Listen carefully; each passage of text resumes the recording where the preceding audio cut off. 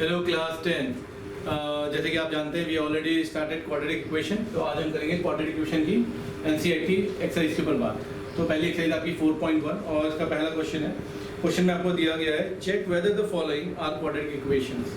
हमें सिर्फ इक्वेशन देख के ये और सॉल्व करके ये बताना है क्या वो क्वाड्रेटिक इक्वेशन है या नहीं है। तो जनरल फॉर्म ऑफ क्वाड्रेटिक तो हम जानते ही हैं क्या होती है, X square plus B X plus C. तो देखते हैं इसको चेक करके फटाफट से। तो जैसे हमारे पास पहले क्वेश्चन का फर्स्ट पार्ट दे रखा है x plus 1 whole square equals to 2x minus 3। Alright, अब देखिए यहाँ पे फॉर्मूला है आपके x प्लस, तो आपको मालूम है ही फ्रॉम ए क्लास है, you already aware of it, like a plus b whole square formula is a square plus b square plus 2ab. So here we are going to apply that formula. It will be like a square plus b square means 1 and 2ab means 2x. And here we will tell it will be 2x and 2 into 3 is 6. So हमने देखा equal to के दोनों तरफ balance है, तो 2x and 2x will be cancel out. And here we have x square plus 1. And if we shift it this side, so it will come there. So हमारे पास equation आ गई x square plus 7 equals to 0. इसको मैं चाहूँ तो ऐसे represent कर सकता हूँ. If I can write 0x plus 7 equal to 0. अब देखो से मैं कंपेयर करता हूँ क्वाड्रेटिक इक्वेशन से x square plus bx plus c equal to 0. हमने देखा हमारे पास एक की साथ टर्म है 1, b के साथ हमारे पास 0 है और c की कितनी है 7 है। और I have already informed you quadratic में x स्क्वायर टर्म होना जरूरी है, b और c हमारे पास टर्म 0 हो सकती है। So now here we can write yes this x plus 1 whole square equals to 2x minus 3 is a quadratic equation. I hope you understand how we are able to comment is a quadratic equation because x square हमारे पास term आ रही है, ठीक है ना। इस तरह बाकी इसके सारे सेम पार्ट है, आप ट्राई कर सकते हैं, कोई प्रॉब्लम की आप मुझे बता सकते हैं लिख के। अब हम इसका एक पार्ट और कर लेते हैं, जैसे कि हमारे पास देखा है 8 पार्ट। सो 8 पार्ट में हमें देखा है इन्होंने x cube minus 4x square minus x plus 1 equals to x minus 2 whole cube. ये हमें देखा है क्वेश्चन में। तो देखिए यहाँ पे एक होल क्यूब का फॉर्मूला आ रहा है, तो मैंने आपको फॉर्मूला रिमाइंड करा देता हूँ। हमारे पास अगर a माइनस बी का होल क्यूब का अगर मैं फॉर्मूला बनाऊँ तो फॉर्मूला आता है हमारे पास a cube minus B cube minus 3a square b plus 3ab square. This is the formula for a minus B whole cube. So इसको सॉल्व कर लेते हैं। सो यहाँ पे हमारा सोल्यूशन है, देखिए x cube minus 4x square minus x plus 1 और यहाँ पे आप करेंगे तो कितना आएगा x cube minus B cube means 8 minus 3a square b. 3a square is x and b is what 2 plus 3a b square 2 square is 4 actually. So अब इसको सॉल्व कर लेते हैं। x cube minus 4x square minus x plus 1. Here we have x cube minus 8 minus 6x square plus 3 into 4 is 12x. So here x cube and x cube will be cancel out. अब देखिए हम इसको एक तरफ shift कर लेते हैं, like here we have minus 4x square और ये 6 है हमारे पास। सो 6 अगर मैं इधर लेके आऊँ तो it will become plus, so 6x square minus 4x square will be there. Alright, अब here it is 12 will come this side, it will minus 12x and minus x here and 8 will come that side, it will be plus 8 and plus 1। so हमारा जो required equation हो गया 6 minus 4 is how much 2x square, here it is 13x and plus 9 equal to 0। Alright, so इसको हम compare कर लेंगे। देखिए X square plus B X plus C equal to 0 से। सो हमारे पास एक्स स्क्वायर टर्म आ रही है, तो हम कह सकते हैं yes X cube minus 4x square minus x plus 1 equal to x minus 2 whole cube is a quadratic equation. Alright, so आपको मेरे को लगता है एनसीईआरटी का पहले क्वेश्चन का जो पार्ट्स है समझ आ गया। आपको सिंपली सॉल्व करके देखना है कि वो क्वाड्रेटिक है कि नहीं, आपको सॉल्व करना है। अगर आपके पास एक्स स्क्वायर टर्म बच रही है, मतलब if you are getting this x square term, so that means it is a quadratic equation, otherwise it is not. अब आपके पास जो सेकंड क्वेश्चन है, अगर आप देखें एनसीईआरटी में, तो इसमें सिंपल हमें ऐसे बोला represent the following situation in the form of quadratic equation. हमें वर्ड प्रॉब्लम दी है और उसको हमें पढ़ के क्वाड्रेटिक फॉर्म पे सिर्फ इसको लिख के दिखाना है। तो देखिए हम कैसे लिखेंगे। सो इसको आप आराम से देख सकते हैं, पॉज करके वीडियो को रिपीट करके देखिए, जब तक ना समझ आए बार बार देखिए।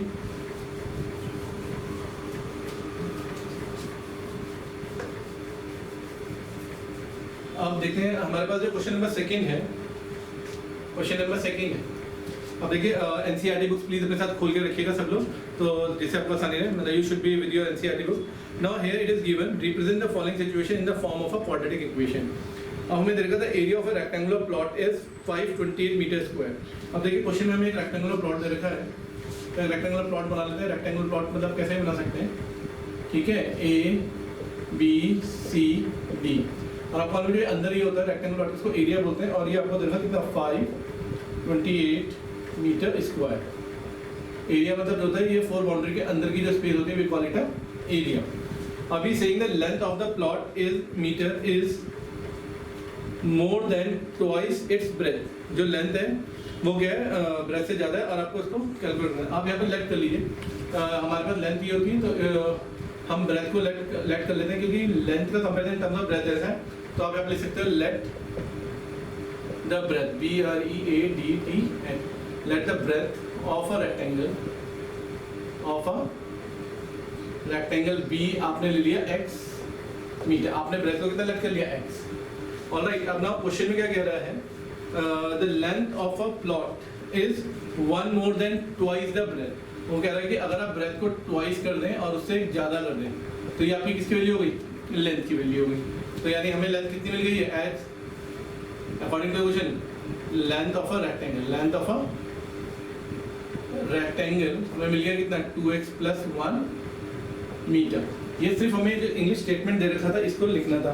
अब देखो we need to find the length and breadth of the plot. अब हमें अगर लेंथ एंड ब्रेथ फाइंड करनी है तो आपको मालूम है, you already know area of rectangle का जो फॉर्मूला होता है, एरिया ऑफ रेक्टेंगल का फॉर्मूला होता है L इंटू बी, लेंथ इंटू ब्रेथ. अब एरिया ऑफ रेक्टेंगल आपको कितना गिवन है, 528 गिवन है, और लेंथ आपकी कितनी आ गई है क्वेश्चन के हिसाब से 2x + 1, एंड ब्रेथ कितनी आ गई है आपकी x. तो यहाँ पे आपका कितना बन गया, इसको सॉल्व करेंगे आप.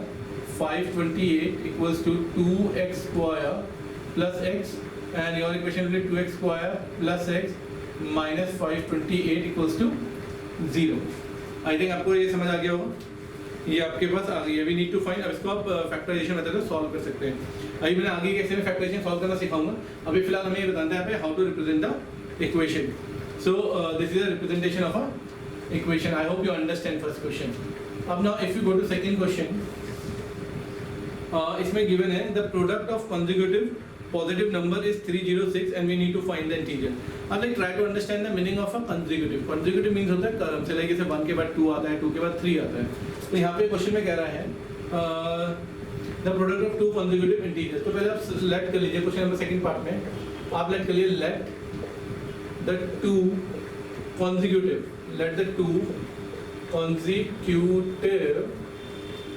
positive integers b. देखिए कितना होगा x और दूसरा कितना होगा x + 1. consecutive मतलब होता है क्रम से, दोनों के बीच में एक का डिफरेंस है. तो हमारे हो गया अकॉर्डिंग टू क्वेश्चन. हमें दे रखा है according to question. According to question का मतलब होता है अकॉर्डिंग टू द क्वेश्चन. इसका मतलब क्या होता है कि क्वेश्चन में आपको क्या कहा जा रहा है. तो क्वेश्चन में कह रहा है कि जो हमारे पास जो नंबर है इनका जो प्रोडक्ट है, मतलब पहला नंबर हमारा ये है और दूसरा नंबर हमारा x + 1, इन दोनों का जो प्रोडक्ट है वो हमारे पास कितना है 306. सो x² + x and I shift this value this. So this is actually a quadratic equation. We can easily calculate the value of x by using the factorization method, quadratic method, or completing the square method. Don't worry, all the explanation part I'll solve the question in the next exercise. अभी आपको खाली यहाँ पे representation करके ही दिखाना था. I hope you understand these two questions.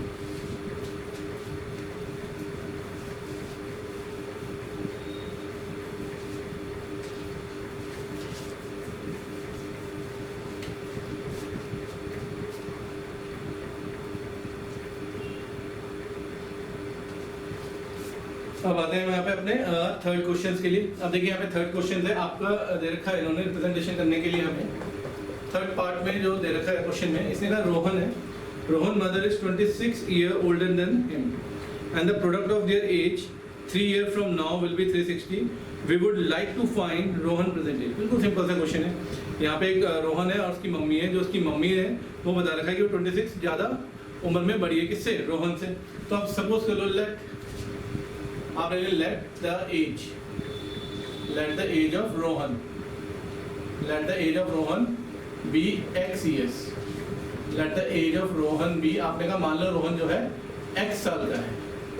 तो जो रोहन की मदर है, जो रोहन की मम्मी है, वो रोहन से कितने साल बड़ी है? 26 ईयर्स। तो रोहन अगर x है तो उसकी मम्मी कितनी बड़ी है? उनसे 26 ईयर्स ज़्यादा है। ऑलराइट, अब ये क्वेश्चन में कह रहा है the product of their age 3 year from now, आज से 3 साल बाद, आज से 3 साल बाद अगर आप बात करें according to the question, question में क्या कहा जा रहा है? अकॉर्डिंग टू क्वेश्चन, क्वेश्चन में क्या कहा जा रहा है? ये इंपॉर्टेंट है। क्वेश्चन में कह रहा है आज से 3 साल बाद, तो अगर आज रोहन की एज x है तो आज से 3 साल बाद उसकी एज में 3 ईयर्स ऐड हो जाएगा, ये रोहन की एज है। और जो उसकी मम्मी है, उसकी मम्मी 26 x + 26, उसमें भी तो 3 ईयर ऐड होगा। और वो कह रहे हैं आज से 3 साल बाद, ये उनकी करंट एज है, मतलब प्रेजेंट एज है, और उसमें 3 साल आप ऐड कर दें तो जो ऐड करके आएगी, उन दोनों का जो प्रोडक्ट दे रखा है, उन दोनों का जो आपको प्रोडक्ट दे रखा है वो कितना दे रखा है उन्होंने? 360। कितना दे रखा है? 360। तो यानी कि आपके पास होगी x + 3 और x + 29 = 360। तो अब आप इसको मल्टीप्लाई कर सकते हैं, x किससे करेंगे तो आएगा x² और यहाँ पे आ गया 29x + 3 × x, 3x हो गया, and 3 9 जा how much? 27, carry 2, 3 2 just 6, 7 8, 87 will be there. All right. Okay, and now here you can see x² + 29 + 3, it will be how much? 32x. And if you shift 360 this side, so from 360 you have to subtract how much? 87. So 10 - 7 is how much? 3. And here it is what? 15 is there, carry you can take from here. And 15 - 8 will be how much? 7, and it is 2. So it means your -273 will be there. So this is your required quadratic equation representation. And definitely we can solve it by factorization method, quadratic method. वो भी आपके आगे exercise में आएगा, because इसमें भी आपको पूछा था representation. I hope you understand everyone. Okay, अब now the fourth part, I hope you understand everyone.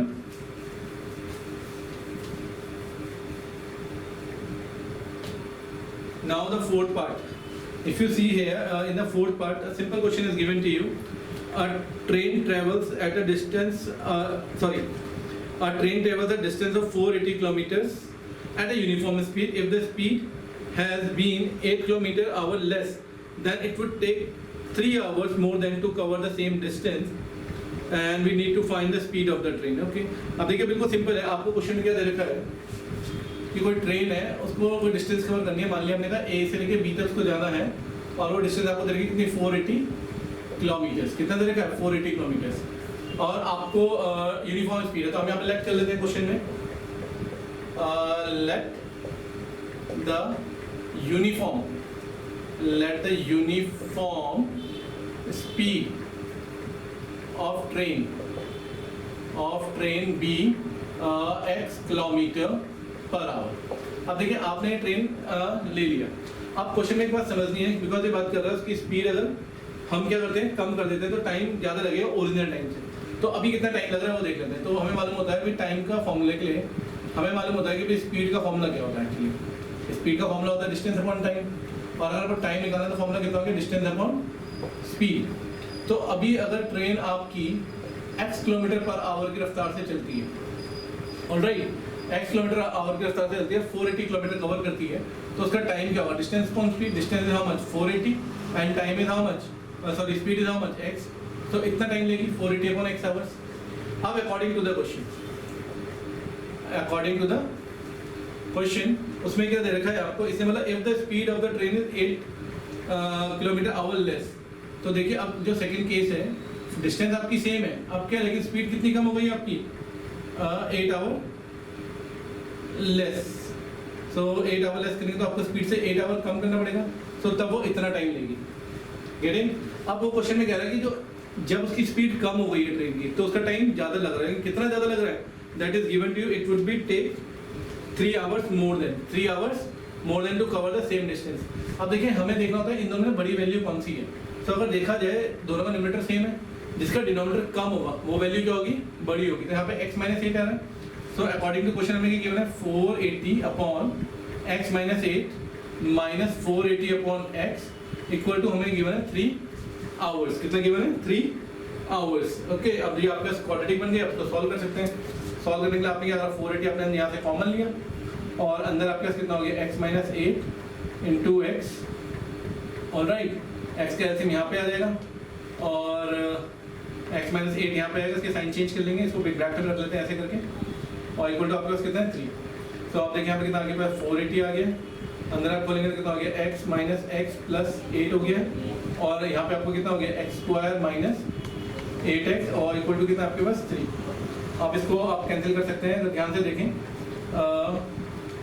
अगर हम देखें यहाँ पे आ गया 480, x हमारा कैंसिल हो जाएगा, 488 इंटू 8 हो गया। इस 3 को अगर मैं इधर शिफ्ट कर दूँ और एक्स स्क्वायर माइनस 8x को मैं इधर भेज दूँ, कोई प्रॉब्लम तो नहीं है। अब इसको थोड़ा सा इधर कर लेते हैं सॉल्व हम लोग। तो अगर हमें देखेंगे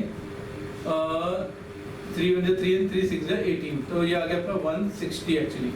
ऑलराइट, अब 8 से मल्टीप्लाई कर लीजिए इसका, 8 0 0, 8 6 48, कैरी 4, 8 1 8 एंड 4 कितना हुआ 12, okay. And here you have how much, and this side you have x square minus 8x, so now x square minus 8x and minus 1280, this is your quadratic equation. तो अभी जो हमें पहले exercise में क्या करना था, क्वेश्चन में सिर्फ आपको क्या करना था, रिप्रेजेंटेशन करके दिखानी थी। तो अभी आपको मैं खाली इक्वेशन को रिप्रेजेंटेशन करके दिखाया। अब आगे हम आपको बताएंगे इक्वेशन को सॉल्व कैसे करते हैं। इसके लिए हमारे पास 3 मेथड होते हैं, फैक्टराइजेशन मेथड होता है, क्वाड्रेटिक फॉर्मूला होता है और कंप्लीटिंग द स्क्वायर मेथड होता है। वो हम करेंगे अब आपकी अगली एक्सरसाइज में। तो यहाँ पे आपकी एक्सरसाइज 4.1 कंप्लीट होती है। इसको बिल्कुल ध्यान से देखें, प्रैक्टिस करें। Okay class, thank you.